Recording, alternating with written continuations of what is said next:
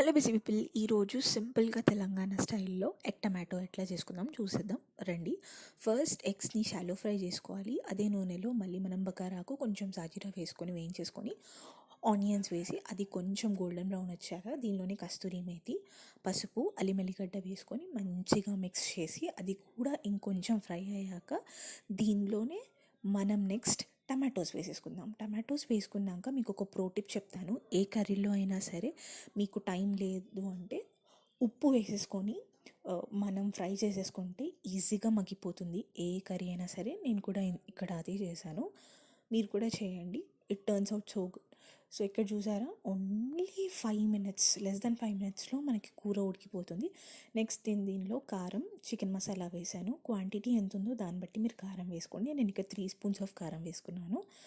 Next నేనైతే ఇందాక ఎగ్స్ని షాలో ఫ్రై చేశాను కదా, అవి ఇందులో వేసేసాను. దీనిలో మంచిగా ఎగ్స్లోకి ఆ కర్రీ అనేది అబ్సార్బ్ కావడానికి ఒక్క 2 మినిట్స్ పెట్టేయండి సిమ్లో. దానికి నెక్స్ట్ మీరు ప్రో టిప్, కర్డ్ కూడా వేసుకోవచ్చు. నేను ఇక్కడ కర్డ్ వేయలేదు. కర్డ్ ఇంకా బటర్ వేస్తే ఇంకా చాలా బాగా టేస్ట్ వస్తుంది.